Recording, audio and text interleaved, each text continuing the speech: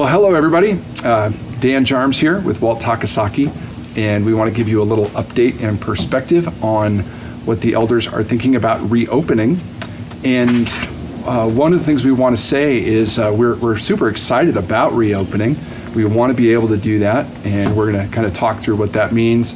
Last Friday, this is Monday, and we're in phase 2, which means we can have a couple in our home. So guess who's at our house? The Takasaki's at our house. We're taking advantage of phase 2 and going to start having people in our home, and that's a really exciting thing, and we're ready to go with that. Friday, we heard President Trump with a good desire for churches to open, and he called on governors to reopen churches, and saw that prayer, the gathered services, that people gathering together for worship was essential, and that's right. And he affirmed that he affirmed some of the core convictions that we have. Abortion should not be essential, and yet it's still going on, and church wasn't essential. And I think he was right to say that certain wrongs need to be righted. So that was really good. We were excited about that. And yet what we all saw is that President Trump isn't the one who has the authority to do that. And so we want to talk today about what our plans are, what we're thinking about.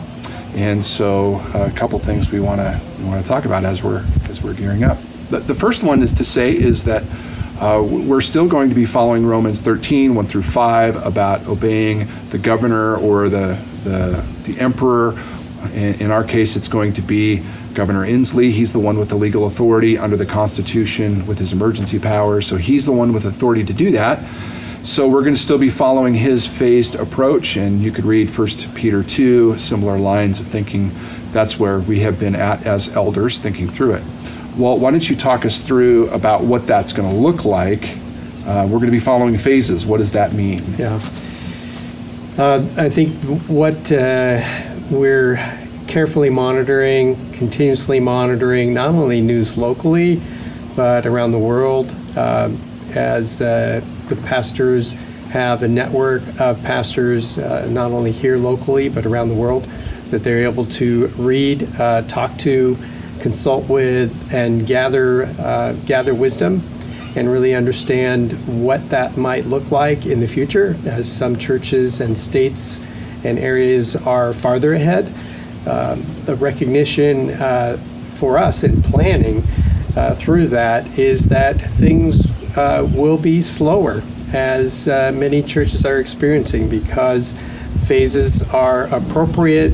Governors and states and countries are taking phased approaches, and it's not just locally that's happened. So what we've done is we've actually assessed each phase of what our local government has mandated to fall within that, but also as each phase, say we go to phase 3, we're actually even looking at between phase 3 and phase 4 what that means.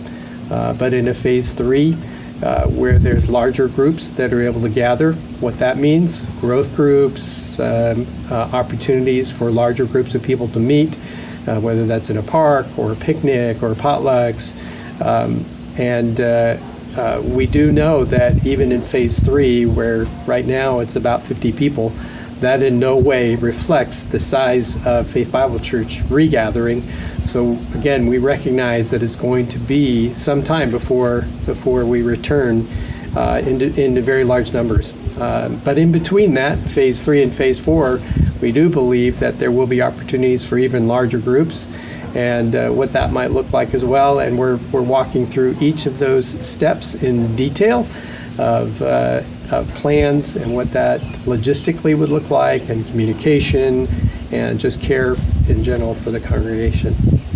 Yeah, if you want to think of it practically, have one family over to stream the service. Now we can do that. I saw some of that posted yesterday on social media, and that's exciting. When we get to phase 3, that might look like a whole growth group could gather for a Sunday morning if they're appropriate sized, and think through social distancing and the appropriate things with it. We're going to be following CDC guidelines best we can. That's what we think would be the most prudent thing to do as we start regathering. And we really want to enjoy that. We have heard people trying to push reopening, and it's not very fun. Not a lot of people want to go, so it feels a little empty for them, or they're not used to singing through masks. And there's a variety of things that we want to approach it, and we really want to be able to enjoy what we're doing and rejoice in what gatherings we can have until we reach all the way to that. And we're also really sensitive to that high-risk category of people, whether it's underlying health conditions or over 65, as the CDC is talking about that. We're really compassionate. We really understand those are challenging circumstances, and we want to be praying and thinking about folks like that too. Yeah. Again, just the request, pray for us for continuous wisdom. As we hear information from other pastors, even around the world, confirmation that the virus has impacted congregations, relatives have succumbed to the virus.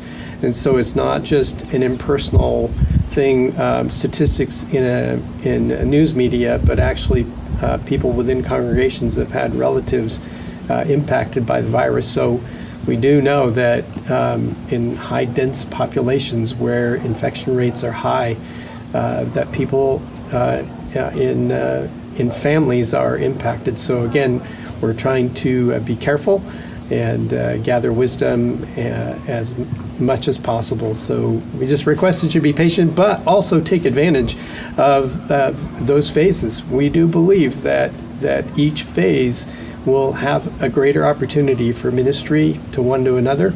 So we would strongly encourage that, and it's been very encouraging in various snippets to really meet and encourage one another in the Lord.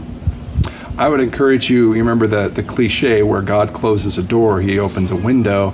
Well, we use cliches for a reason because they so often prove true. And I would encourage you to take advantage of those windows. Don't get too caught up in the speculations of various things that distract or get you upset. Focus on those opportunities the Lord's really giving you. We just moved to a new place, and we're getting to know all our neighbors. And for some, there's an underlying agitation that's just ripe for the hope of the gospel. And I hope that's what you're finding too. So where personal ministry, individual ministry, now couple to couple or small or families over, use those. We would encourage you. There's lots of ministry to do around. And so we would pray that you would be bold in that as we are bold in that too. Thanks again for all the words of encouragement. We hear from a number of you. One, obviously the desire to gather again as a church, but also to recognizing that this is a very difficult time for all of us. So, but again, thank you for the encouragement, and continue to pray for not only us but other churches as they are wrestling through the same issues, and a broad spectrum of perspectives and opinions. So that makes it very interesting to walk through it. I'm glad to say that our elders are on the same page, which is really encouraging. Thankful for the men who lead Faith Bible Church. They are very united in perspective and timing and assessment. So hopefully you've been able to gather that from the communication from the eldership. So thank you for praying for us. We're praying for you, and we will be in touch. If the news cycle throws something up, we'll try to communicate as soon as we can so that we can let you know where things are. We love you all.